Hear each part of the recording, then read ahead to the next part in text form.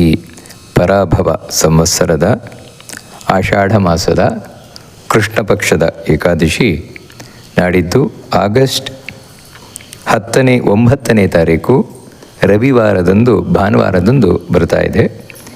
ಈ ಏಕಾದಶಿಯನ್ನು ಕಾಮದ ಏಕಾದಶಿ ಅಂತ ಕರೀತಾರೆ ಅಥವಾ ಕಾಮಿಕಾ ಏಕಾದಶಿ ಅಂತ ಕರೀತಾರೆ. ಇಂತಹ ಕಾಮದ ಏಕಾದಶಿ ನಾಡಿದ್ದು ಆಗಸ್ಟ್ 9ನೇ ತಾರೀಕು ಭಾನುವಾರದಂದು ಬರ್ತಾ ಇದೆ. ಈ ಏಕಾದಶಿಗೆ ಕಾಮದ ಏಕಾದಶಿ ಅಂತ ಯಾಕೋಸ್ಕರ ಕರೀತಾರೆ, ಇದರ ಮಹತ್ವ ಏನು ಅವುಗಳನ್ನು ಪುರಾಣ ತಿಳಿಸ್ಕೊಂಡು ಹೋಗ್ತದೆ. ಅದರಲ್ಲಿ ಧರ್ಮರಾಜ ಕೃಷ್ಣನ ಬಳಿ ಈ ಏಕಾದಶಿಯ ಮಹತ್ವದ ಬಗ್ಗೆ ಪ್ರಶ್ನೆಯನ್ನು ಮಾಡಿದಾಗ ಕೃಷ್ಣ ನೋಡಿ ಇದೇ ಪ್ರಶ್ನೆಯನ್ನು ಹಿಂದೆ ನಾರದರು ಚತುರ್ಮುಖ ಬ್ರಹ್ಮನ ಬಳಿ ಮಾಡಿದರು. ಅದಕ್ಕೆ ಚತುರ್ಮುಖ ಬ್ರಹ್ಮದೇವರು ಏನು ಉತ್ತರ ಕೊಟ್ಟಿದ್ದಾರೆ ಅದನ್ನು ನಾನು ನಿನಗೆ ತಿಳಿಸ್ತೇನೆ ಅಂತ ಹೇಳ್ತಾ, ಇದಕ್ಕೆ ಯಾಕೆ ಕಾಮದ ಏಕಾದಶಿ ಅಂತ ಕರೀತಾರೆ ಅಂತ ಹೇಳಿದರೆ, ನಮ್ಮ ಇಚ್ಛೆಯನ್ನು ಪೂರಣೆ ಮಾಡುವಂತಹ ಏಕಾದಶಿ, ಮನಸ್ಸಿನ ಅಭಿಲಾಷೆಯನ್ನು ಪೂರಣೆ ಮಾಡುವಂತಹ ಏಕಾದಶಿ. ಈ ಏಕಾದಶಿಯ ಮಹತ್ವವನ್ನು ಶ್ರವಣ ಮಾಡುವುದರಿಂದಲೇ ವಾಜಪೇಯ ಯಾಗ ಮಾಡಿದ ಫಲ ಬರ್ತದೆ ಅಂತ ಚತುರ್ಮುಖ ಬ್ರಹ್ಮದೇವರು ಹೇಳ್ತಾರೆ. ತಸ್ಯಾಹ ಶ್ರವಣ ಮಾತ್ರೇಣ ವಾಜಪೇಯ ಫಲಂ ಲಭೇತ್ ಅಂತ ಹೇಳ್ತಾರೆ. ಮತ್ತು ಇನ್ನೊಂದೇನೆಂದರೆ ಈ ಏಕಾದಶಿಯ ಒಂದು ಮಹತ್ವ ಅಂದರೆ, ಈ ಏಕಾದಶಿಯಂದು ವಿಶೇಷವಾಗಿ ಶ್ರೀಧರ ರೂಪಿ ಭಗವಂತನನ್ನು ಪೂಜೆ ಮಾಡಬೇಕು ಅಂತ ಹೇಳ್ತಾರೆ. ಕೇಶವ, ನಾರಾಯಣ, ಮಾಧವ, ಗೋವಿಂದ, ವಿಷ್ಣು, ಮಧುಸೂದನ ಈ ರೀತಿ ಭಗವಂತನ 24 ರೂಪಗಳು. ಅದರಲ್ಲಿ ಒಂದು ವಿಷ್ಣುವಿನ ರೂಪ ಶ್ರೀಧರ ಅಂತ. ಅಂದರೆ ಈ ರೂಪ ಯಾವ ರೀತಿ ಇರುವಂಥದ್ದು ಅಂತ ಹೇಳಿದರೆ, ಶಂಖಚಕ್ರ ಗದಾ ಪದ್ಮಗಳನ್ನು, ಮೇಲಿನ ಬಲಗೈಯಲ್ಲಿ ಚಕ್ರವನ್ನು, ಮೇಲಿನ ಎಡಗೈಯಲ್ಲಿ ಗದೆಯನ್ನು, ಕೆಳಗಿನ ಎಡಗೈಯಲ್ಲಿ ಶಂಖವನ್ನು, ಕೆಳಗಿನ ಬಲಗೈಯಲ್ಲಿ ಪದ್ಮವನ್ನು. ಅಂದರೆ ಒಟ್ಟಾರೆ ನಾವು ಮೇಲಿನಿಂದ ಪ್ರದಕ್ಷಿಣಾಕಾರವಾಗಿ ನೋಡ್ಕೊಂಡು ಬಂದರೆ ಚಕ್ರ, ಗದ, ಶಂಖ, ಪದ್ಮ ಇವುಗಳನ್ನು ಧರಿಸಿರುವಂತಹ ಲಕ್ಷ್ಮಿಯ ರೂಪ ಧನ್ಯ ಅಂತ.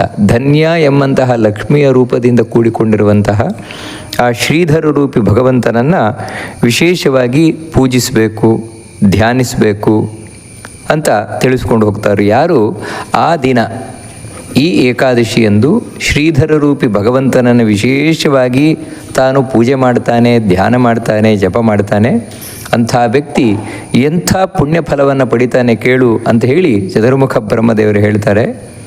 ಗಂಗಾ ತೀರದಲ್ಲಿರಬಹುದು, ಕಾಶಿಯಲ್ಲಿರಬಹುದು, ನೈಮಿಷಾರಣ್ಯದಲ್ಲಿರಬಹುದು, ಪುಷ್ಕರದಲ್ಲಿರಬಹುದು, ಎಲ್ಲಿ ಇವನು ಭಗವಂತನ ಆರಾಧನೆಯನ್ನು ಮಾಡಿದರೂ ಕೂಡ ಎಷ್ಟು ಫಲವನ್ನು ಪಡೆಯಲಿಕ್ಕೆ ಸಾಧ್ಯ ಇಲ್ಲ. ಎಷ್ಟು ಅಂದರೆ ಈ ಕಾಮಿಕಾ ಏಕಾದಶಿ ಎಂದು ಶ್ರೀಧರ ರೂಪಿ ಭಗವಂತನನ್ನು ಪೂಜೆ ಮಾಡಿದರೆ ಎಷ್ಟು ನಮಗೆ ಪುಣ್ಯ ಬರುತ್ತೆ, ಭಗವಂತನ ಅನುಗ್ರಹ ಬರುತ್ತೆ, ಅಷ್ಟು ಅಲ್ಲೆಲ್ಲೂ ಪಡೀಲಿಕ್ಕೆ ಸಾಧ್ಯ ಇಲ್ಲ ಅಂತ ಚತುರ್ಮುಖ ಬ್ರಹ್ಮದೇವರು ಹೇಳ್ತಾ ಇದ್ದಾರೆ. ಅಷ್ಟು ಮಾತ್ರ ಅಲ್ಲ, ನಾವು ಕೇದಾರದಲ್ಲಿ, ಕುರುಕ್ಷೇತ್ರದಲ್ಲಿ ಅಥವಾ ಸೂರ್ಯಗ್ರಹಣ ಕಾಲದಲ್ಲಿ ಏನು ದಾನ, ಜಪ, ತರ್ಪಣ ಮುಂತಾದವುಗಳನ್ನೆಲ್ಲ ಮಾಡ್ತೇವೆ, ಅದಕ್ಕಿಂತಲೂ ಅಧಿಕವಾದಂತಹ ಪುಣ್ಯ ಈ ಏಕಾದಶಿಯಂದು ಶ್ರೀಧರ ರೂಪಿ ಭಗವಂತನನ್ನು ಆರಾಧನೆಯನ್ನು ಮಾಡುವುದರಿಂದಾಗಿ ಬರ್ತದೆ ಅಂತ ಚತುರ್ಮುಖ ಬ್ರಹ್ಮದೇವರು ತಿಳಿಸ್ತಾರೆ. ಅಷ್ಟು ಮಾತ್ರ ಅಲ್ಲ, ಭೂದಾನದಲ್ಲಿಯೂ ಕೂಡ ಎಂಥ ಭೂದಾನ ಅಂತ ಹೇಳಿದರೆ, ಇಡೀ ಭೂಮಿಯನ್ನೇ ನಾನು ದಾನ ಮಾಡಿದೆ ಅಂತ ತಿಳಿದರೂ ಕೂಡ, ಸಮುದ್ರದಿಂದ ಸಹಿತವಾದ ಇಡೀ ಭೂಮಿಯನ್ನೇ ಒಬ್ಬ ಚಕ್ರವರ್ತಿ ದಾನ ಮಾಡಿದರೂ ಕೂಡ ಅವನು ಇಷ್ಟು ಪುಣ್ಯ ಗಳಿಸಲಾರ. ಎಷ್ಟು ಅಂತ ಹೇಳಿದರೆ, ಈ ಕಾಮಿಕಾ ಏಕಾದಶಿ ಎಂದು ಶ್ರೀಧರ ರೂಪಿ ಭಗವಂತನನ್ನು ಆರಾಧನೆ ಮಾಡಿದರೆ ಎಷ್ಟು ಪುಣ್ಯವನ್ನು ಪಡಿತಾನೋ ಅಷ್ಟು ಪುಣ್ಯವನ್ನು ಪಡೀಲಿಕ್ಕೆ ಸಾಧ್ಯ ಇಲ್ಲ ಅಂತ ಆ ಚತುರ್ಮುಖ ಬ್ರಹ್ಮದೇವರು ತಿಳಿಸ್ತಾರೆ. ಅಷ್ಟು ಮಾತ್ರ ಅಲ್ಲ, ಗುರು ಅಂದರೆ ಗುರುಗ್ರಹ ಸಿಂಹರಾಶಿಯಲ್ಲಿದ್ದಾಗ ಗೋದಾವರಿಯಲ್ಲಿ ಗಂಗೆ ಇರ್ತಾಳೆ, ಬಹಳ ವಿಶೇಷವಾಗಿರುವಂಥದ್ದು ಅಂತ. ಅಂತಹ ಸಂದರ್ಭದಲ್ಲಿ, ಹಾಗೆಯೇ ವ್ಯತಿಪಾತ ಯೋಗ ಇದ್ದಾಗ ಗಂಡಕಿ ನದಿಯಲ್ಲಿ ಸ್ನಾನ, ಜಪ, ತರ್ಪಣ, ದಾನ ಮುಂತಾದವುಗಳನ್ನು ಮಾಡುವುದರಿಂದಾಗಿ ಅತ್ಯಂತ ಫಲ ಅಂತ ಪುರಾಣಗಳು ತಿಳಿಸ್ಕೊಂಡು ಹೋಗ್ತದೆ. ಆದರೆ ಅದಕ್ಕಿಂತಲೂ ಅಧಿಕವಾದಂತಹ ಪುಣ್ಯದ ಫಲ ಈ ಕಾಮಿಕಾ ಏಕಾದಶಿ ಎಂದು ಶ್ರೀಧರ ರೂಪಿ ಭಗವಂತನನ್ನು ಆರಾಧನೆ ಮಾಡುವುದರಿಂದಾಗಿ ಬರ್ತದೆ ಅಂತ ಹೇಳ್ತಾ, ಹಾಗೆಯೇ ಗೋದಾನದಲ್ಲಿಯೂ ಕೂಡ ಶ್ರೇಷ್ಠವಾದ ಗೋದಾನ ಯಾವುದು ಅಂತ ಹೇಳಿದರೆ, ಒಂದು ಹಸು ಕರುವನ್ನು ಹಾಕ್ತಾ ಇರಬೇಕಾದರೆ ಆ ಕರು ಇನ್ನೂ ಭೂಮಿಯನ್ನು ಮುಟ್ಟಿಲ್ಲ, ಆದರೆ ಅಮ್ಮನ ಹೊಟ್ಟೆಯಿಂದ ಹೊರಗೆ ಬಂದಿದೆ. ಅಂದರೆ ಅದು ಅಂತರಿಕ್ಷದಲ್ಲಿದೆ ಅಂತ, ಆಕಾಶದಲ್ಲಿದೆ ಅಂತ.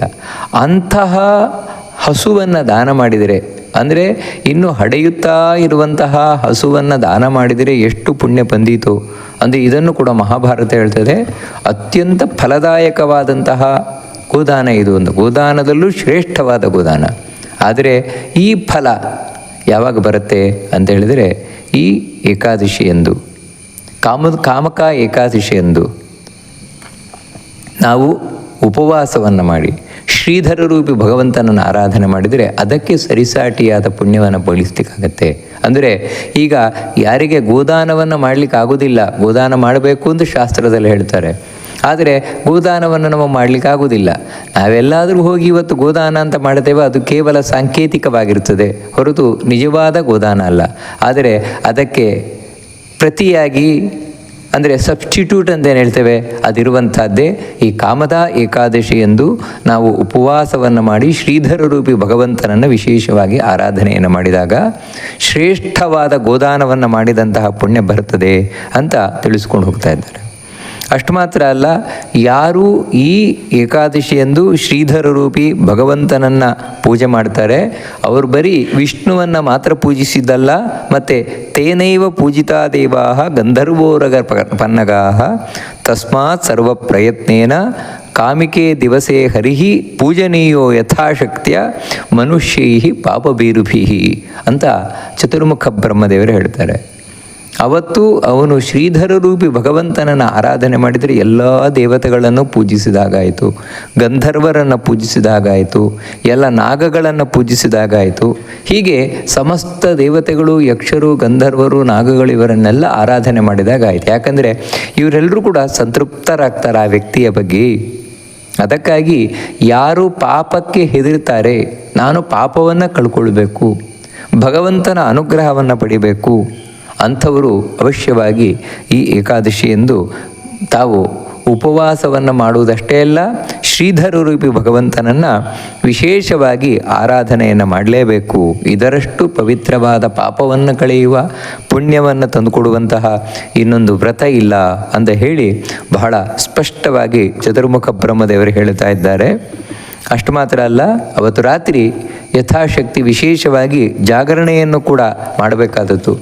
ಯಾರು ಈ ಕಾಮಿಕ ಏಕಾದಶಿ ಎಂದು ರಾತ್ರಿ ಜಾಗರಣೆಯನ್ನು ಮಾಡ್ತಾರೆ, ಅಂದರೆ ಅವತ್ತು ಉಪವಾಸವನ್ನು ಮಾಡಿ ವ್ರತದಲ್ಲಿ ಇದ್ದು ಶ್ರೀಧರ ರೂಪಿ ಭಗವಂತನನ್ನು ವಿಶೇಷವಾಗಿ ಆರಾಧಿಸಿ ರಾತ್ರಿ ಜಾಗರಣೆಯನ್ನು ಮಾಡ್ತಾ ಭಗವಂತನ ಚಿಂತನೆಯನ್ನು ಮಾಡ್ತಾರೆ, ಅವರು ಭಯಂಕರವಾದ ಯಮನನ್ನು ನೋಡುವುದಿಲ್ಲ, ಯಮನ ಭಟರನ್ನು ನೋಡುವುದಿಲ್ಲ, ಅವನಿಗೆ ನರಕ ಆಗುವುದಿಲ್ಲ, ಮತ್ತೆ ಕೆಟ್ಟ ಜನ್ಮದಲ್ಲಿ ಹುಟ್ಟಿ ಬರುವುದಿಲ್ಲ. ಯಾಕಂದರೆ ಈ ಕಾಮಿಕ ಏಕಾದಶಿ ಅಷ್ಟೆಲ್ಲ ಪಾಪವನ್ನು ಪರಿಹರಿಸ್ತದೆ ಅಂತ ತಿಳಿಸ್ಕೊಂಡು ಹೋಗ್ತಾರೆ. ಇನ್ನೊಂದೇನು ಅಂತ ಹೇಳಿದರೆ, ಈ ರೀತಿ ಜಾಗರಣೆಯನ್ನು ಮಾಡಲಿಕ್ಕೆ ಸಾಧ್ಯ ಆಗುವಂಥದ್ದು ಪಾಪವನ್ನು ಸ್ವಲ್ಪವಾದರೂ ಕಳ್ಕೊಂಡಿರುವವರಿಗೆ ಮಾತ್ರ. ಅವರು ಈ ಜಾಗರಣೆಯನ್ನು ಮಾಡಿ ಇನ್ನಷ್ಟು ಪಾಪವನ್ನು ಕಳ್ಕೊಳ್ತಾರೆ, ಅವರಿಗೆ ಯಮನ ಭಯ ಇಲ್ಲ ಅಂತ ತಿಳಿಸ್ಕೊಂಡು ಹೋಗ್ತಾರೆ. ಅದರಿಂದಾಗಿ ತಸ್ಮಾತ್ ಸರ್ವ ಪ್ರಯತ್ನೇನ ಕರ್ತವ್ಯೋ ನಿಯತಾತ್ಮಭಿ. ಅದಕ್ಕಾಗಿ ಚತುರ್ಮುಖ ಬ್ರಹ್ಮದೇವರು ಹೇಳ್ತಾರೆ, ಹೇಗಾದರೂ ನಾವು ಪ್ರಯತ್ನಪೂರ್ವಕವಾಗಿ ಆದರೂ ಕೂಡ ಈ ಏಕಾದಶಿಯಂದು ವಿಶೇಷವಾಗಿ ಆರಾಧನೆ ಮಾಡಲೇಬೇಕು. ಇದು ಒಂದು ವಿಷಯ. ಶ್ರೀಧರ ರೂಪಿ ಭಗವಂತನನ್ನು ವಿಶೇಷವಾಗಿ ಆರಾಧಿಸಿ ಅವತ್ತು ರಾತ್ರಿ ಯಥಾಶಕ್ತಿ ಯಥಾಮತಿ ಜಾಗರಣೆಯನ್ನು ಮಾಡಬೇಕು ಅಂತ. ಇನ್ನು ಈ ಏಕಾದಶಿಗೆ ಸಂಬಂಧಪಟ್ಟ ಹಾಗೆ ಎರಡನೆಯ ವಿಷಯ ಏನು ಅಂತ ಹೇಳಿದರೆ, ಅವತ್ತು ಯಾರು ತುಳಸಿಯಿಂದ ಶ್ರೀಧರ ರೂಪಿ ಭಗವಂತನನ್ನು ಆರಾಧನೆಯನ್ನು ಮಾಡ್ತಾನೆ ಅವನು ಪಾಪದಕ್ಕೆ ಅಂಟಿಕೊಳ್ಳುವುದೇ ಇಲ್ಲ ಅಂತ ಹೇಳ್ತಾನೆ. ತುಳಸಿ ಪ್ರಭವೈ ಪತ್ರೈಹಿ ಯೋ ನರಃ ಪೂಜೆಯೇ ಧರಿಂ ನವೈಸಲಿಪ್ಯತೆ ಪಾಪೈಹಿ ಪದ್ಮಪತ್ರಮಿವಾಂಭಸ ಅಂತ. ಯಾವ ರೀತಿ ಪದ್ಮದ ಎಲೆಯ ಮೇಲೆ ನೀರು ಬಿದ್ದರೆ ಅದಕ್ಕೆ ಅಂಟುಕೊಳ್ಳುವುದಿಲ್ವೋ, ಜಾರಿ ಹೋಗ್ತದೋ, ಅದೇ ರೀತಿ ಯಾರು ಈ ಏಕಾದಶಿ ಎಂದು ತುಳಸಿಯಿಂದ ಭಗವಂತನ ಅರ್ಚನೆ ಆರಾಧನೆಯನ್ನು ಮಾಡ್ತಾನೆ ಅವನಿಗೆ ಪಾಪ ಅಂಟುವುದೇ ಇಲ್ಲ. ಅಷ್ಟು ಮಾತ್ರ ಅಲ್ಲ, ಎಷ್ಟು ಪುಣ್ಯ ಬರುತ್ತದೆ ಅಂತ ಹೇಳಿದರೆ, 1 ಭಾರ ಬಂಗಾರವನ್ನು ದಾನ ಮಾಡಿದರೆ, ಅಂದರೆ 25 ತೊಲೆ ಅಂತ ಒಂದು ವ್ಯಾಖ್ಯಾನ ಪ್ರಕಾರ 25 ತೊಲೆಯಷ್ಟು ಬಂಗಾರವನ್ನು ದಾನ ಮಾಡಿದರೆ ಎಷ್ಟು ಪುಣ್ಯ ಬರ್ತದೋ ಅದಕ್ಕಿಂತ 4 ಪಟ್ಟು ಬೆಳ್ಳಿಯನ್ನು ದಾನ ಮಾಡಿದರೆ ಎಷ್ಟು ಪುಣ್ಯ ಬರ್ತದೋ ಅಷ್ಟು ಪುಣ್ಯ ಅವತ್ತು ತುಳಸಿಯಿಂದ ನಾವು ಭಗವಂತನನ್ನು ಆರಾಧನೆ ಮಾಡಿದರೆ ಬರ್ತದೆ ಅಂತ ತಿಳಿಸ್ಕೊಂಡು ಹೋಗ್ತಾರೆ. ಭಗವಂತ ತುಳಸಿ ಪ್ರಿಯ. ವಿಷ್ಣು ತುಳಸಿಯಿಂದ ಬಹಳಷ್ಟು ಸಂತುಷ್ಟಿಯನ್ನು ಪಡುವಂಥವನು. ನೀವು ಮುಕ್ತಿ, ಮುತ್ತು, ವಜ್ರ, ವೈಢೂರ್ಯ, ಮಾಣಿಕ್ಯ ಮುಂತಾದ ಯಾವುದರಿಂದ ಏನೇನು ಆಭರಣಗಳನ್ನು ಮಾಡಿ ಭಗವಂತನನ್ನು ಅಲಂಕರಿಸಿದರೂ ಕೂಡ ಅಷ್ಟು ಸಂತುಷ್ಟನಾಗಲಾರ. ಎಷ್ಟು ಅಂತ ಹೇಳಿದರೆ ತುಳಸಿಯಿಂದ ಭಗವಂತನನ್ನು ಆರಾಧನೆ ಮಾಡಿದರೆ ಎಷ್ಟು ಸಂತುಷ್ಟನಾಗ್ತಾನೋ ಅಷ್ಟು ಮತ್ತಾವುದರಿಂದಲೂ ಸಂತುಷ್ಟನಾಗುವುದಿಲ್ಲ. ಆ ಜನ್ಮಕೃತ ಪಾಪಸ್ಯ ತೇನ ಸಮ್ಮಾರ್ಜಿತ ಲಿಪಿಹಿ. ಯಾರು ಆ ತುಳಸಿಯ ಮಂಜರಿಯಿಂದ, ತುಳಸಿ ಮಂಜರಿ ಅಂದರೆ ಸ್ವಲ್ಪ ಅದರಲ್ಲಿ ತೆನೆ ಬಂದಿರಬೇಕು, ಅಂತಹ ತುಳಸಿಯಿಂದ ಯಾರು ಭಗವಂತನ ಆರಾಧನೆಯನ್ನು ಮಾಡ್ತಾರೆ ಅವನು ಹುಟ್ಟಿದಾಗಿನಿಂದ ಕಡೆಯವರೆಗೆ ಎಲ್ಲ ಪಾಪವನ್ನು ಕಳ್ಕೊಂಡ. ಯಾಕಂದರೆ ತುಳಸಿಯೇ ಅಂಥ ಮಹತ್ವವುಳ್ಳದ್ದು ಅಂತ ಹೇಳ್ತಾರೆ. ಚತುರ್ಮುಖ ಬ್ರಹ್ಮದೇವರು ಹೇಳ್ತಾರೆ, ಯಾದೃಷ್ಟ ನಿಖಿಲಾಘ ಸಂಘ ಶಮನಿ ಸ್ಪೃಷ್ಟ ವಪು ಪಾವನಿ ರೋಗಾಣಾಂ ಅಭಿವಂದಿತ ನಿರಸನಿ ಸಿಕ್ತಾಂತಕ ತ್ರಾಸಿನಿ ಪ್ರತ್ಯಾಸಕ್ತಿ ವಿಧಾಯಿನಿ ಭಗವತ ಕೃಷ್ಣಸ್ಯ ಸಂರೋಪಿತ ನ್ಯಸ್ತ ತಚ್ಚರಣೆ ವಿಮುಕ್ತಿ ಫಲದ ತಸ್ಯೈ ತುಳಸ್ಯೈ ನಮಃ. ಆ ತುಳಸಿಗೆ ನಮಸ್ಕಾರ ಮಾಡದ ಹೇಳುವಂತಹ ಶ್ಲೋಕ ಮಂತ್ರ ಇದು. ಯಾರು ಕೇವಲ ನೋಡುವಿಕೆಯಿಂದಲೇ ನಮ್ಮ ಪಾಪವನ್ನು ಪರಿಹರಿಸ್ತಾಳೋ, ಬೆಳಗಾತ ಎದ್ದು ನಾವು ತುಳಸಿಯನ್ನು ನೋಡಿದರೆ ನಮ್ಮ ಎಲ್ಲ ಪಾಪಗಳು ಪರಿಹಾರ ಅಂತೆ. ಸ್ಪೃಷ್ಟ ವಪುಪ್ಪಾವನೆ, ಆ ತುಳಸಿಯನ್ನು ಮುಟ್ಟಿದರೆ ನಮ್ಮ ಶರೀರ ಶುದ್ಧವಾಗ್ತದಂತೆ. ರೋಗಾಣಾಂ ಅಭಿವಂದಿತ ನಿರಸನಿ, ಇನ್ನು ಆ ತುಳಸಿಗೆ ಪ್ರದಕ್ಷಿಣೆ ಬಂದು ನಮಸ್ಕಾರ ಮಾಡಿದರೆ ನಮ್ಮ ರೋಗಗಳನ್ನು ಪರಿಹಾರ ಮಾಡ್ತಾಳಂತೆ. ಸಿಕ್ತಾಂತಕ ತ್ರಾಸಿನಿ, ಅವಳಿಗೆ ನೀರು ಹಾಕಿದರೆ, ತುಳಸಿಯ ಬುಡಕ್ಕೆ ನೀರು ಹಾಕಿದರೆ ನಮಗೆ ಯಮನ ಕಾಟ ಇಲ್ಲದ ಹಾಗೆ ಮಾಡ್ತಾಳಂತೆ. ಪ್ರತ್ಯಾಸಕ್ತಿ ವಿಧಾಯಿನಿ ಭಗವತ ಕೃಷ್ಣಸ್ಯ ಸಂರೋಪಿತ, ಕೃಷ್ಣನಿಗೆ ನಾವು ಆ ತುಳಸಿಯನ್ನು ಏರಿಸಿದರೆ ಕೃಷ್ಣನ ಸಮೀಪಕ್ಕೆ ನಮ್ಮನ್ನು ಕರ್ಕೊಂಡು ಹೋಗ್ತಾಳಂತೆ. ನ್ಯಸ್ತ ತಚ್ಚರಣೆ ವಿಮುಕ್ತಿ ಫಲದ, ಅವಳನ್ನು ಬೆಳೆಸಿದರೆ, ತುಳಸಿಯನ್ನು ಬೆಳೆಸಿದರೆ ನಮ್ಮನ್ನು ಕೃಷ್ಣನ ಬಳಿಗೆ ಕರ್ಕೊಂಡು ಹೋಗ್ತಾಳಂತೆ. ಅದೇ ತುಳಸಿಯನ್ನು ಆ ಕೃಷ್ಣನ ಪಾದದ ಬುಡದಲ್ಲಿ ಇಟ್ಟರೆ ನಮ್ಮನ್ನು ಮುಕ್ತಿಗೆ ಕರ್ಕೊಂಡು ಹೋಗ್ತಾಳೆ. ಅಂತಹ ತುಳಸಿಗೆ ನಮಸ್ಕಾರ. ಹೀಗೆ ಆ ತುಳಸಿಯ ಮಹತ್ವವನ್ನು ತಿಳಿಸುವಂತಹ ಶ್ಲೋಕವನ್ನು ಚತುರ್ಮುಖ ಬ್ರಹ್ಮದೇವರು ಹೇಳ್ತಾ ಅಂತಹ ತುಳಸಿಯನ್ನು ವಿಶೇಷವಾಗಿ ಅವತ್ತು ಭಗವಂತನಿಗೆ ಅರ್ಪಿಸಬೇಕು, ಅರ್ಚನಾದಿಗಳನ್ನು ಮಾಡಬೇಕು. ಇದು ಎರಡನೆಯ ವಿಷಯ, ಈ ಕಾಮದ ಏಕಾದಶಿಯದ್ದು. ಮೂರನೆಯ ವಿಷಯ ಏನು ಅಂತ ಹೇಳಿದರೆ, ಯಾರು ಈ ಏಕಾದಶಿಯಂದು ಹಗಲು ರಾತ್ರಿ ಅಂದರೆ 24 ಗಂಟೆಗಳ ಕಾಲ ಭಗವಂತನ ಮುಂದೆ ದೀಪವನ್ನು ಬೆಳಗಿಸ್ತಾರೆ ಅವರು ಎಷ್ಟು ಪುಣ್ಯವನ್ನು ಪಡಿತಾರೆ. ಇದನ್ನು ಯಮಲೋಕದಲ್ಲಿ ನಮ್ಮ ಪಾಪ ಪುಣ್ಯಗಳ ಲೆಕ್ಕಾಚಾರಗಳನ್ನು ಬರೆದಿಟ್ಟುಕೊಳ್ಳುವಂತಹ ಚಿತ್ರಲೇಖನಿಗೂ ಈ ಚಿತ್ರಗುಪ್ತರಿಗೂ ಕೂಡ ಲೆಕ್ಕಾಚಾರ ಮಾಡಲಿಕ್ಕಾಗಲ್ಲ ಅಂತ ಹೇಳ್ತಾರೆ. ಅಷ್ಟು ಪುಣ್ಯ ಬರ್ತದೆ. ಅದಕ್ಕೋಸ್ಕರ ವಿಶೇಷವಾಗಿ ಅವತ್ತಿನ ದಿನ ನಿರಂತರ ದೀಪವನ್ನು ದೇವರ ಮುಂದೆ ಬೆಳಗಿಸಿಡಬೇಕು, ವಿಷ್ಣುವಿನ ಮುಂದೆ ಬೆಳಗಿಸಿಡಬೇಕು ಅಂತ ಹೇಳ್ತಾರೆ. ಇನ್ನೊಂದೇನು ಅಂತ ಹೇಳಿದರೆ, ಯಾರು ಅವತ್ತಿನ ದಿನ ದೇವರ ಮುಂದೆ ನಿರಂತರ ಆರದಂತೆ ಅಖಂಡ ದೀಪವನ್ನು ಬೆಳಗಿಸಿಡ್ತಾರೆ ಅವರ ಎಲ್ಲ ಪಿತೃಗಳು ಸಂತೃಪ್ತರಾಗ್ತಾರಂತೆ. ಅಂದರೆ ಅವರಿಗೆ ಏನಾದರೂ ಪಿತೃದೋಷ ಇದ್ದ ಪಕ್ಷದಲ್ಲಿ, ಪಿತೃಗಳ ಅಂತ್ಯ ಸಂಸ್ಕಾರಗಳನ್ನು ಸರಿಯಾಗಿ ಮಾಡದೇ ಇದ್ದ ಪಕ್ಷದಲ್ಲಿ ಅವತ್ತು ದೇವರ ಮುಂದೆ ಅಂದರೆ ವಿಷ್ಣುವಿನ ಮುಂದೆ ತುಪ್ಪದ ದೀಪ ಅಥವಾ ಎಣ್ಣೆಯ ದೀಪ ಅದನ್ನು ಹಚ್ಚಿ ಇಡುವುದರಿಂದಾಗಿ ಅವರ ಪಿತೃಗಳು ಸಂತೃಪ್ತರಾಗಿ ಅನುಗ್ರಹವನ್ನು ಮಾಡಿ ಹೋಗ್ತಾರೆ. ಹೀಗೆ ಇಷ್ಟು ಈ ಕಾಮದ ಏಕಾದಶಿಯ ಮಹತ್ವವನ್ನು ಚತುರ್ಮುಖ ಬ್ರಹ್ಮದೇವರು ತಾವು ತಿಳಿಸ್ತಾ ಇದ್ದಾರೆ.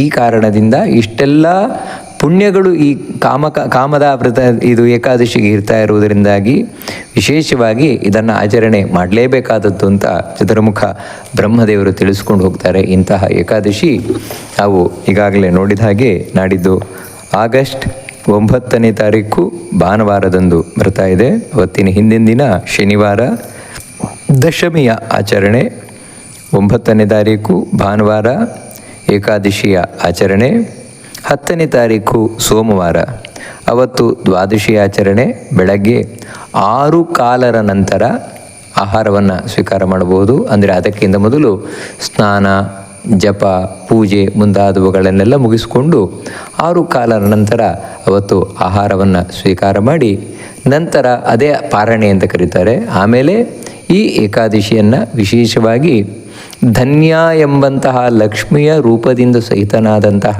ಶ್ರೀಧರ ರೂಪಿ ಭಗವಂತನಿಗೆ ನಾವು ಅರ್ಪಣೆಯನ್ನು ಮಾಡಿದ್ದು ಅಂದರೆ ಈ ಏಕಾದಶಿ ವ್ರತವನ್ನು ಆಚರಣೆ ಮಾಡಿದ್ದು ಸಾರ್ಥಕವಾಗತ್ತೆ. ಹಾಗೆಯೇ ಪ್ರತಿ ಬಾರಿ ನೋಡುವಂತಹ ಪುಂಡರೀಕಾಕ್ಷ ಸ್ತೋತ್ರ ಅಥವಾ ಜಿತಂತಿ ಸ್ತೋತ್ರ, ಅದರಲ್ಲಿ ಭಗವಂತನ ಬಳಿ ವಿಶೇಷವಾಗಿ ಪ್ರಾರ್ಥನೆಯನ್ನು ಮಾಡಿಕೊಳ್ಳುವಂಥದ್ದು. ಮಹಾವಿಭೂತಿ ಸಂಸ್ಥಾಯ ನಮಸ್ತೆ ಪುರುಷೋತ್ತಮ ಸಹಸ್ರಶಿರಸೇ ತುಭ್ಯಂ ಸಹಸ್ರಚರಣಾಯತೆ. ಭಗವಂತನಿಗೆ ಮತ್ತೆ ಮತ್ತೆ ನಮಸ್ಕಾರವನ್ನು ಮಾಡ್ತಾ ಇರುವಂಥದ್ದು. ತೇ ನಮಃ, ನಿನಗೆ ನಮಸ್ಕಾರ. ಯಾರಿಗೆ ಅಂದರೆ ಪುರುಷೋತ್ತಮನೇ. ನಾವು ಉಳಿದ ಎಲ್ಲರನ್ನೂ ಕೂಡ ಪುರುಷರು ಅಂತ ಪರಿಗಣನೆಯನ್ನು ಮಾಡಿದರೆ ಅಂತೇಳಿದರೆ ಬ್ರಹ್ಮಾದಿ ದೇವತೆಗಳೆಲ್ಲರೂ ಕೂಡ, ಬ್ರಹ್ಮಾದಿ ದೇವತೆಗಳಿಂದ ಹಿಡಿದು ಒಂದು ಹುಲ್ಲುಕಡ್ಡಿಯವರೆಗೆ ಯಾವ್ಯಾವ ಜೀವರಿದ್ದಾರೆ ಅವರೆಲ್ಲರನ್ನು ಕೂಡ ನಾವು ಪುರುಷರು ಅಂತ ಲೆಕ್ಕಾಚಾರ ಮಾಡಿದರೆ, ಇನ್ನು ಅವರನ್ನು ಮೀರಿ ನಿಂತವಳು ಯಾರು ಅಂತ ಹೇಳಿದರೆ ಅಕ್ಷರ ಪುರುಷ ಅಂತ ಕರೆಯಲ್ಪಡುವಂತಹ ಲಕ್ಷ್ಮಿ. ಅವಳು ಈ ಬ್ರಹ್ಮಾದಿ ದೇವತೆಗಳೆಲ್ಲ ಮೀರಿ ನಿಂತಿರುವಂಥವಳು. ಅಂತಹ ಲಕ್ಷ್ಮಿ ಇರ್ಬೋದು, ಬ್ರಹ್ಮಾದಿ ದೇವತೆಗಳಿರ್ಬೋದು, ಇವರೆಲ್ಲರನ್ನೂ ಯಾವತ್ತೂ ಮೀರಿ ನಿಂತಿರುವವನು, ಎಲ್ಲದರಲ್ಲಿಯೂ ಮೀರಿ ನಿಂತಿರುವವನು, ಒಂದು ವಿಷಯದಲ್ಲಲ್ಲ ಎಲ್ಲ ವಿಷಯದಲ್ಲೂ ಮೀರಿ ನಿಂತಿರುವವನು ಅವನೇ ಪುರುಷೋತ್ತಮ. ಈ ಪುರುಷೋತ್ತಮ ಅಂತ ಇಲ್ಲಿ ಯಾಕೆ ಹೇಳ್ತಾ ಇರುವಂಥದ್ದು ಅಂದರೆ ಈ ಮಾತು ಕೇವಲ ಇಲ್ಲಿ ಸ್ತೋತ್ರದಲ್ಲಿ ಮಾತ್ರ ಬಂದಿರುವುದಲ್ಲ, ಭಗವದ್ಗೀತೆಯಲ್ಲಿ ಕೃಷ್ಣನೇ ಸ್ಪಷ್ಟವಾಗಿ ಹೇಳಿರುವಂಥದ್ದು. ಅಥೋಸ್ಮಿ ಲೋಕೆ ವೇದೇಚ ಪ್ರಥಿತ ಪುರುಷೋತ್ತಮ. ಪುರುಷೋತ್ತಮ ಅಂತ ವೇದ ನನ್ನನ್ನು ಹೊಗಳ್ತಾ ಇದೆ, ಶಾಸ್ತ್ರಗಳು ಹೊಗಳ್ತಾ ಇದೆ ಭಗವಂತನನ್ನು ಪುರುಷೋತ್ತಮ ಅಂತ. ಅದಕ್ಕೋಸ್ಕರ ಅಂತಹ ಆ ಪುರುಷೋತ್ತಮನ ಬಳಿ ಯಾಕೆ ಭಗವಂತನನ್ನು ಪುರುಷೋತ್ತಮ ಅಂತ ಕರೀತಾರೆ ಅಂತ ಹೇಳಿದರೆ, ಉಳಿದವರೆಲ್ಲರೂ ಕೂಡ ಪುರುಷರಾಗಿದ್ದು ಈ ದೇಹದಲ್ಲಿ ಅಂದರೆ ಪುರುಷೇತೆ ದೇಹದಲ್ಲಿದ್ದಾರೆ ಎಲ್ಲರೂ ಕೂಡ. ಆದರೆ ಭಗವಂತ ಹಾಗಲ್ಲ, ದೇಹದಲ್ಲಿದ್ದವನಾಗಿ ಇಡೀ ದೇಹದ ನಿಯಂತ್ರಣ, ಜೀವನ ನಿಯಂತ್ರಣ, ಜಗತ್ತಿನ ನಿಯಂತ್ರಣ ಪ್ರತಿಯೊಂದನ್ನೂ ತಾನು ಮಾಡ್ತಾ ಇದ್ದಾನೆ ಭಗವಂತ. ಅಂತಹ ಪುರುಷೋತ್ತಮನೇ ನಿನಗೆ ನಮಸ್ಕಾರ ಮಾಡ್ತಾ ಇದ್ದೇನೆ. ನೀನೆಂಥವ್ರು ಅಂದರೆ ಮಹಾವಿಭೂತಿ ಸಂಸ್ಥಾಯ ಅಂತ ಹೇಳ್ತಾರೆ. ವಿಭೂತಿ ಅಂತ ಹೇಳಿದರೆ ಐಶ್ವರ್ಯ ಅಂತ. ಐಶ್ವರ್ಯ ಅಂತ ಹೇಳಿದರೆ ನಾವಿವತ್ತೇನು ಪವಾಡದ ಶಕ್ತಿಗಳು ಅಂತ ಕರಿತೇವೆ. ಅಣಿಮ, ಗರಿಮ, ಲಘಿಮ, ಪ್ರಾಕಾಮ್ಯ, ಈಶಿತ್ವ, ವಶಿತ್ವ, ಪ್ರಾಪ್ತಿ ಮುಂತಾದವುಗಳೆಲ್ಲ ಅಂತೇಳಿದರೆ ಸಣ್ಣದಾಗುವಂಥದ್ದು, ದೊಡ್ಡದಾಗುವಂಥದ್ದು, ಹಗೂರ ಆಗುವಂಥದ್ದು, ನಿಮ್ಮ ಮನಸ್ಸಿನಲ್ಲೇನಿದೆ ಅದನ್ನು ತಿಳ್ಕೊಳ್ಳುವಂಥದ್ದು, ನನ್ನಿಚ್ಛೆ ಏನು ಅದನ್ನು ಪೂರ್ಣ ಮಾಡುವಂಥದ್ದು, ಇನ್ನೊಬ್ಬರ ಮನಸ್ಸನ್ನು ನಾನು ಪ್ರೇರೇಪಣೆ ಮಾಡುವುದು ಅಂತೇಳಿದರೆ ನಾನು ಇಲ್ಲೇ ಇರ್ತೇನೆ, ನಿಮ್ಮ ಒಳಗೆ ಕಮಾಂಡ್ ಮಾಡ್ತೇನೆ ನಿಮಗೆ, ಹೀಗೆ ಮಾಡು ಅಂತ, ನೀವು ಆ ರೀತಿ ಮಾಡ್ತೀರಿ. ಅಂದರೆ ಹೀಗೆ ಇಂಥದ್ದೆಲ್ಲ ವಿಭೂತಿಗಳು ಅಂತ ಹೇಳ್ತಾರೆ. ನಿಜವಾಗಲೂ ಕೂಡ ಈ ವಿಭೂತಿ ಭಗವಂತನ ಅನುಗ್ರಹದಿಂದ ಭಕ್ತರಿಗೆ ಬರ್ತದೆ. ಭಗವಂತ ಯಾವಾಗ ಒಲಿತಾನೆ ಆಗ ತನ್ನ ಭಕ್ತರಿಗೆ ಇಂತಹ ವಿಭೂತಿ ಐಶ್ವರ್ಯವನ್ನು ಕರುಣಿಸ್ತಾನೆ. ಇದೇ ನಿಜವಾದ ಐಶ್ವರ್ಯ. ಅದಕ್ಕೋಸ್ಕರವೇ ಯಾರು ಜ್ಞಾನಿಗಳು ಭಗವದ್ಭಕ್ತರಿರ್ತಾರೆ ಅವರು ನಾವು ಜಗತ್ತಿನಲ್ಲಿ ಇದನ್ನು ಪವಾಡ ಅಂತ ತಿಳ್ಕೊಂಡ್ಬಿಡ್ತೇವೆ. ಅದನ್ನು ತಾವು ಮಾಡುವುದುಂಟು, ಆದರೆ ಅದು ನಿಜವಾಗಲೂ ಪವಾಡ ಅಲ್ಲ. ಮತ್ತೇನಂದ್ರೆ ಅದು ಭಗವಂತನ ಉಪಾಸನೆಯ ಫಲ. ಭಗವದ್ಭಕ್ತರಿಗಾಗಬೇಕಾದ್ರೆ ಯಾರು ದೇವರ ಭಕ್ತರಲ್ವೋ ಅವರು ಇಂಥ ಒಂದೊಂದು ಶಕ್ತಿಯನ್ನು ಸಂಪಾದನೆ ಮಾಡಲಿಕ್ಕೆ ಹಿಮಾಲಯದಲ್ಲಿ ಹೋಗಿ ಅನೇಕ ವರ್ಷಗಳ ಕಾಲ ತಪಸ್ಸು ಮಾಡ್ತಾರೆ. ಆದರೆ ಅವರು ಗಳಿಸುವುದು ಯಾವುದೋ ಒಂದು ಶಕ್ತಿ, ಅದು ಕೆಲವು ದಿನಗಳ ಮಟ್ಟಿಗೆ ಮಾತ್ರ, ಶಾಶ್ವತವಾಗಿಯೂ ಅಲ್ಲ. ಆದರೆ ಯಾರು ಭಗವಂತನ ಅನುಗ್ರಹವನ್ನು ಪಡೆದವರಿದ್ದಾರೆ ಅವರು ಶಾಶ್ವತವಾಗಿ ಇಂತಹ ಈ ಪವಾಡದ ಶಕ್ತಿಗಳನ್ನು ಅಂದರೆ ವಿಭೂತಿಗಳನ್ನು ಪಡಿತಾರೆ. ಯಾಕಂತ ಹೇಳಿದ್ರೆ ಇಂತಹ ಎಲ್ಲ ಐಶ್ವರ್ಯಗಳು ಸಂಪೂರ್ಣವಾಗಿ ಇರುವಂತಹದ್ದು ಭಗವಂತನಲ್ಲಿ. ಅದಕ್ಕಾಗಿಯೇ ಮಹಾವಿಭೂತಿ ಸಂಸ್ಥಾಯ ಅಂತ ಹೇಳ್ತಾರೆ. ಮಹಾವಿಭೂತಿ ಅಂತ ಹೇಳಿದರೆ ಇಂತಹ ಅಂದರೆ ಸಾಮಾನ್ಯವಾದ ಇಂತಹ ಶಕ್ತಿಯಲ್ಲ, ಸಂಪೂರ್ಣವಾದ ಶಕ್ತಿ. ಇವಾಗ ಒಂದು ಅಣುವಿನಂತೆ ಆಗುವಂಥದ್ದು ಅಂತ, ಅಣುವಿನಂತೆ ಆಗುವ ಶಕ್ತಿ ಅಂತ ಹೇಳಿದರೆ ದೇವರ ಅನುಗ್ರಹವನ್ನು ಪಡೆದವರು ಇವಾಗ ಚತುರ್ಮುಖ ಬ್ರಹ್ಮನೇ ಇರಬಹುದು, ಚತುರ್ಮುಖ ಬ್ರಹ್ಮ ಇದ್ದರೂ ಕೂಡ ತುಂಬ ಅತ್ಯಂತ ಸಣ್ಣದಾಗಬಹುದು, ಒಂದು ಅಣುವಿನಂತೆ ಆಗಬಹುದು. ಆದರೆ ಭಗವಂತ ಎಷ್ಟು ಅಣುವಿನಂತೆ ಆಗ್ತಾನೋ ಆ ರೀತಿ ಆಗಲಿಕ್ಕೆ ಸಾಧ್ಯ ಇಲ್ಲ. ಅಣೋರಣೀಯಾನ್ ಅಂತ ವೇದ ಹೇಳ್ತದೆ. ಅಣುವಿಗಿಂತಲೂ ಅಣು ಇನ್ನೂ ಇದಕ್ಕಿಂತ ಇನ್ನೂ ಸಣ್ಣ ವಸ್ತು ಇಲ್ಲವೇ ಇಲ್ಲ. ಅಷ್ಟು ದೇವರು ಅಣುವಿಗಿಂತ ಅಣುವಾಗಿರ್ತಾನೆ, ಮತ್ತಾರಿಗೂ ಸಾಧ್ಯ ಇಲ್ಲ. ಯಾಕಂತ ಹೇಳಿದರೆ ಉಳಿದವರಲ್ಲಿ ಬರೀ ವಿಭೂತಿ ಇದ್ದರೆ, ಐಶ್ವರ್ಯ ಇದ್ದರೆ, ಭಗವಂತನಲ್ಲಿ ಮಹಾವಿಭೂತಿ ಇದೆ. ಅದೇ ರೀತಿ ಗರಿಮ ಲಘಿಮ ಅಂತ ಹೇಳಿದರೆ, ಗರಿಮ ಅಂದರೆ ದೊಡ್ಡದಾಗುವಂಥದ್ದು. ದೊಡ್ಡದಾಗುವುದು ಕೂಡ ಉಳಿದವರಾಗಬಹುದು. ಎಷ್ಟು ಅಂದರೆ ಈ ಬ್ರಹ್ಮಾಂಡವನ್ನು ಮೀರಿ ನಿಲ್ಲುವಷ್ಟೇನು ದೊಡ್ಡವರಾಗಲಿಕ್ಕೆ ಸಾಧ್ಯ ಇಲ್ಲ ಯಾರಿಗೂ. ಆದರೆ ಭಗವಂತ ಹಾಗಲ್ಲ. ಭಗವಂತ ಮಹತೋ ಮಹೀಯಾನ್, ಬ್ರಹ್ಮಾಂಡವನ್ನೇ ತನ್ನ ಹೊಟ್ಟೆ ಒಳಗೆ ಇಟ್ಟುಕೊಂಡವನು ಅಂತ ಹೇಳಿದರೆ ಎಷ್ಟು ದೊಡ್ಡವನಾಗಿರ್ಬೋದು. ಹೀಗೆ ಆ ದೊಡ್ಡಕ್ಕಿಂತ ದೊಡ್ಡವಾಗುವ ವಸ್ತುವಿನಲ್ಲಿಯೂ ಕೂಡ ಭಗವಂತನಿಗಿಂತ ಇನ್ನೊಬ್ಬರಿಲ್ಲ. ಹೀಗೆ ಪ್ರತಿಯೊಂದೂ ಕೂಡ ಭಗವಂತನಲ್ಲೇ ಐಶ್ವರ್ಯ ಇರುವಂಥದ್ದು. ಅದರಿಂದಾಗಿಯೇ ಮಹಾವಿಭೂತಿ ಸಂಸ್ಥಾಯ ಇಂತಹ ಎಲ್ಲ ಬಹಳ ಉಳಿದವರಲ್ಲಿ ಇರಲಾಗದಂತಹ ಐಶ್ವರ್ಯವನ್ನು ಹೊಂದಿರುವಂಥವನೇ. ಇನ್ನೊಂದು ವಿಭೂತಿ ಅಂತ ಹೇಳಿದರೆ ಲಕ್ಷ್ಮಿಗೂ ಕೂಡ ಹೇಳ್ತಾರೆ. ಅಂತಹ ಆ ಲಕ್ಷ್ಮಿಯನ್ನು ತನ್ನ ತೊಡೆಯ ಮೇಲೆ ಕೂರಿಸಿಕೊಂಡಿರುವಂಥವನೇ. ಅವಳೇನೆಂದರೆ ಸಕಲ ಸಂಪತ್ತುಗಳ ಒಡತಿ, ಅವಳನ್ನು ತನ್ನ ತೊಡೆಯಲ್ಲಿ ಕೂರಿಸಿಕೊಂಡವನೇ. ಅಷ್ಟು ಮಾತ್ರ ಅಲ್ಲ, ಸಹಸ್ರ ಶಿರಸಿ, ಸಾವಿರಾರು ತಲೆ ಉಳ್ಳವನೇ ಅಂತ ಹೇಳ್ತಾ ಇದ್ದಾರೆ. ಸಹಸ್ರ ಶಿರಸಿ ತುಭ್ಯಂ ಸಹಸ್ರ ಚರಣಾಯಚ, ಸಾವಿರಾರು ಕಾಲುಗಳುಳ್ಳವ, ಸಾವಿರಾರು ತಲೆಗಳುಳ್ಳವ, ಅಂತಹ ನಿನಗೆ ನಮಸ್ಕಾರ ಮಾಡ್ತಾ ಇದ್ದೇನೆ. ಇದನ್ನೇ ಯಾಕೆ ಇಲ್ಲಿ ವಿಶೇಷವಾಗಿ ಹೇಳ್ತಾ ಇದ್ದಾರೆ ಅಂತ ಹೇಳಿದರೆ, ಕೆಲವರು ತಿಳಿದಿರುವಂತೆ ದೇವರು ನಿರಾಕಾರ, ದೇವರಿಗೆ ಆಕಾರ ಇಲ್ಲ ಅಂತ ಇದನ್ನು ನಿರಾಕರಣೆಯನ್ನು ಮಾಡ್ತಾ ಇದೆ ಈ ಜಿತಂತೆ ಸ್ತೋತ್ರ. ಇಲ್ಲ, ದೇವರಿಗೆ ಆಕಾರ ಇಲ್ಲ ಅಂತ ತಿಳ್ಕೊಳ್ಬೇಡಿ. ಮತ್ತೇನೆಂದರೆ ಭಗವಂತ ಸುಂದರವಾದ ಆಕಾರ ಉಳ್ಳವನಾಗಿದ್ದಾನೆ. ಅಂದರೆ ಸುಂದರವಾದ ಆಕಾರ ಅಂತ ಹೇಳಿದರೆ ಇವಾಗ ನಾವು ನೋಡ್ತೇವೆ, ನಮಗೆ ಒಂದು ತಲೆ, ಎರಡು ಕಣ್ಣು, ಎರಡು ಕಿವಿ, ಎರಡು ಕೈ, ಈ ರೀತಿ ಎಲ್ಲ ಇದೆ. ಇದಕ್ಕೆ ಸುಂದರವಾದ ಆಕಾರ ಅಂತ ಹೇಳ್ತೇವೆ ಹೊರತು ರಾವಣನಾಗೆ 10 ತಲೆ ಇದ್ದರೆ ಅದನ್ನು ಸುಂದರವಾದ ಆಕಾರ ಅಂತ ಹೇಳಲಿಕ್ಕಾಗ್ತದ? ಆಗುವುದಿಲ್ವಲ್ವಾ? ಅದರಿಂದಾಗಿ ಇವಾಗ ಭಗವಂತನಿಗೆ ಸಹಸ್ರ ಶಿರಸೆ, ಸಾವಿರಾರು ತಲೆ ಉಳ್ಳವನು ಅಂದರೆ ಅದನ್ನು ಸುಂದರವಾದ ಆಕಾರ ಅಂತ ಯಾಕೆ ಹೇಳಲಿಕ್ಕಾಗತ್ತೆ ಅಂತ ಸಾಮಾನ್ಯವಾಗಿ ಪ್ರಶ್ನೆ ಬರಲಿಕ್ಕೆ ಸಾಧ್ಯತೆ ಉಂಟು. ಇಲ್ಲಿ ಸಹಸ್ರ ಶಿರಸೆ ಅಂತ ಹೇಳಿದರೆ ಒಂದೇ ದೇಹಕ್ಕೆ ರಾವಣನಾಗಿ ಇರುವಂತೆ ಸಾವಿರಾರು ತಲೆಗಳಿದೆ ಅಂತ ಹೇಳ್ತಾ ಇರುವುದಲ್ಲ. ಮತ್ತೇನೆಂದರೆ ಭಗವಂತನ ಸಾವಿರಾರು ರೂಪಗಳು. ಯಾವ ರೀತಿ ಅರ್ಜುನ ತಾನು ರಣರಂಗದಲ್ಲಿ ವಿಶ್ವರೂಪವನ್ನು ಕಂಡ, ಆ ವಿಶ್ವರೂಪದಲ್ಲಿ ಕಂಡದ್ದು ಒಂದೇ ದೇಹಕ್ಕೆ ಅಂಟಿಕೊಂಡ ಸಾವಿರಾರು ತಲೆಗಳಲ್ಲ, ಅದು ಯಾರೋ ಚಿತ್ರಕಾರ ತಾನು ಬರೆದದ್ದಷ್ಟೇ, ಆದರೆ ನಿಜವಾದ ವಿಶ್ವರೂಪ ಅದಲ್ಲ. ಅಲ್ಲಿ ಕಂಡದ್ದೇನೆಂದರೆ ಸಾವಿರಾರು ರೂಪಗಳನ್ನು ಕಂಡ ಭಗವಂತನಂತೂ. ಆ ಸಾವಿರಾರು ರೂಪಗಳಿಗೆ ಪ್ರತಿಯೊಂದು ರೂಪಕ್ಕೂ ಒಂದೊಂದು ತಲೆ ಇದೆ ತಾನೆ. ಹಾಗೆ ನೀವು ಲೆಕ್ಕಾಚಾರ ಮಾಡಿದರೆ ಸಾವಿರಾರು ತಲೆಗಳು ಭಗವಂತನಿಗೆ.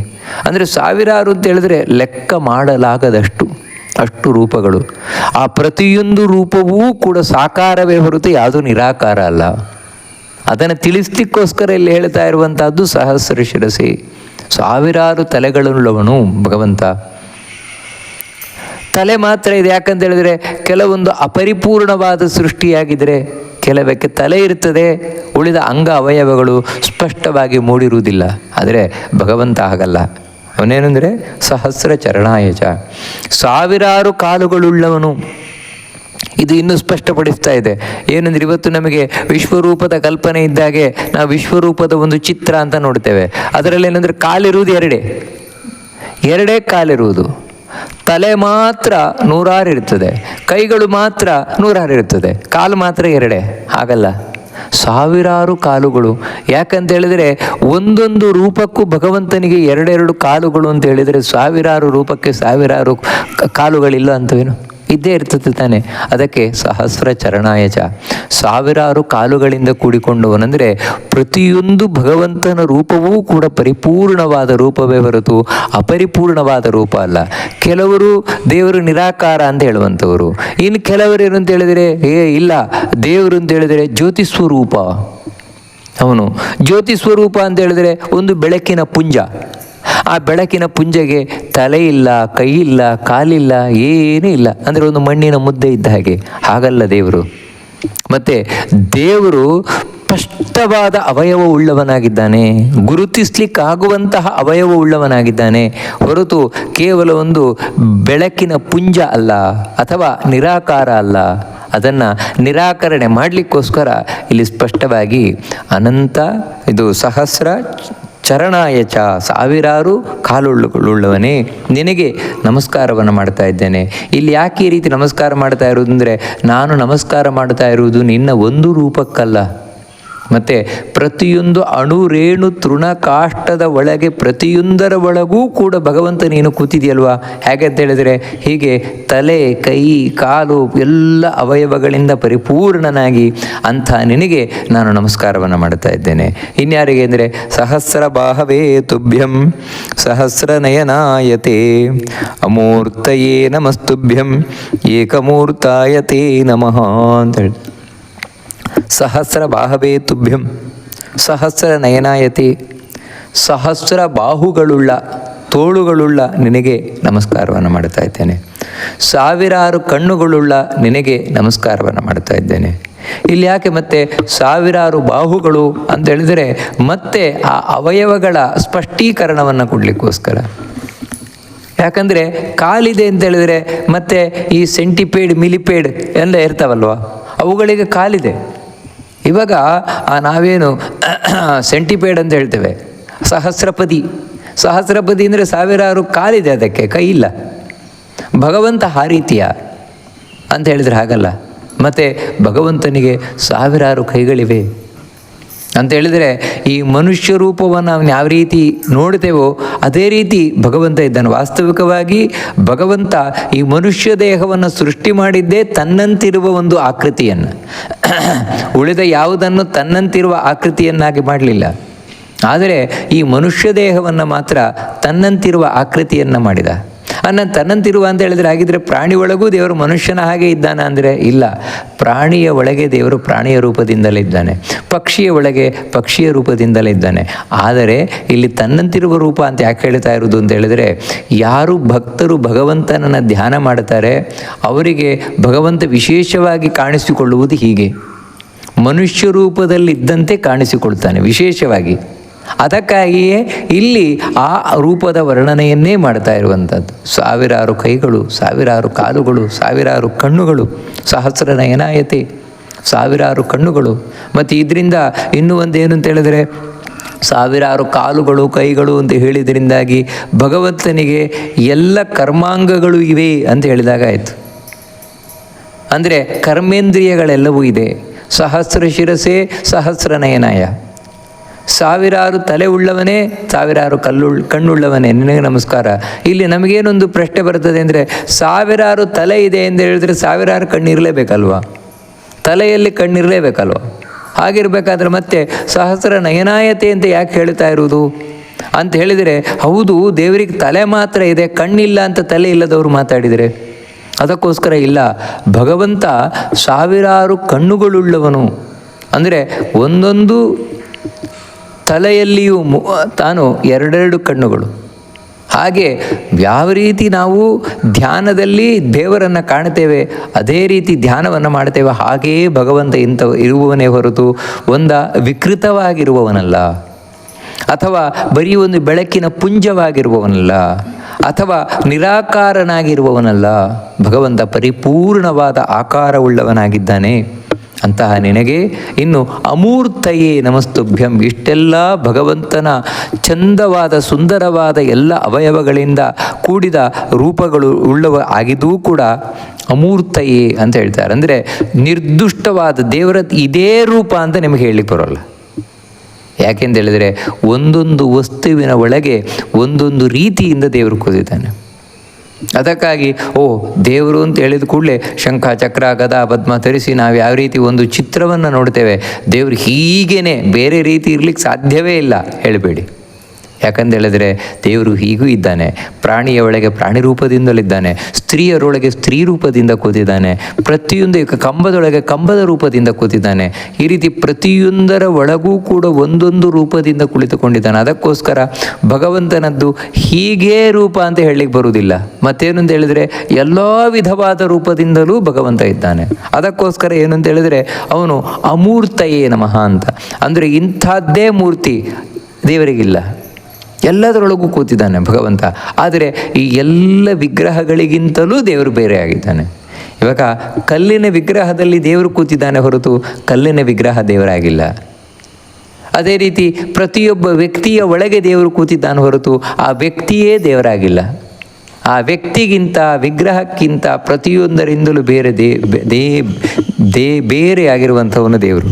ಅಷ್ಟು ಮಾತ್ರ ಅಲ್ಲ, ಏಕಮೂರ್ತಾಯ ತೇ ನಮಃ. ಇನ್ನೊಂದೇನು ಆಶ್ಚರ್ಯ ಅಂತ ಹೇಳಿದರೆ, ಹೀಗೆ ಪ್ರತಿಯೊಂದು ವಸ್ತುವಿನ ಒಳಗೂ ತಾನು ಬೇರೆ ಬೇರೆ ರೂಪಗಳನ್ನು ತೊಟ್ಟು ಪ್ರತಿಯೊಂದರ ಒಳಗೂ ನೆಲೆಸಿದರೂ ಕೂಡ ಅವೆಲ್ಲವೂ ಒಬ್ಬನೇ ಭಗವಂತನದ ಒಂದೇ ರೂಪವು. ಯಾಕೆ ಅಂತ ಹೇಳಿದರೆ ಎಲ್ಲ ರೂಪಗಳಲ್ಲೂ ಕೂಡ ನಾವು ಕಾಣುವಂತಹ ಏಕಸಾಮ್ಯತೆ ಏನಂದರೆ ಪ್ರತಿಯೊಂದೂ ಕೂಡ ಜ್ಞಾನಾನಂದಮಯವಾದ ಶರೀರವೇ ಭಗವಂತನದ್ದು. ಎಲ್ಲವೂ ಒಂದೇ ರೂಪ, ಆ ರೂಪದಲ್ಲಿ ವ್ಯತ್ಯಾಸವೇ ಇಲ್ಲ. ಮೂಲ ನಾರಾಯಣನಿಂದ ಲಕ್ಷಾಂತರ ಕೋಟಿ ಕೋಟಿ ರೂಪಗಳು ಹೊರಟು ಬಂದರೂ ಕೂಡ ಅವೆಲ್ಲವೂ ಒಂದೇ ರೂಪ. ಹೇಗೆ ಒಂದು ದೀಪದಿಂದ ಕೋಟಿ ದೀಪಗಳನ್ನು ಹಚ್ಚಿದರೂ ಕೂಡ ಆ ಎಲ್ಲ ದೀಪವು ಮೊದಲನೇ ದೀಪವೇ, ಅದಕ್ಕಿಂತ ಬೇರೆಯಾಗಿರುವಂಥದ್ದಲ್ಲ.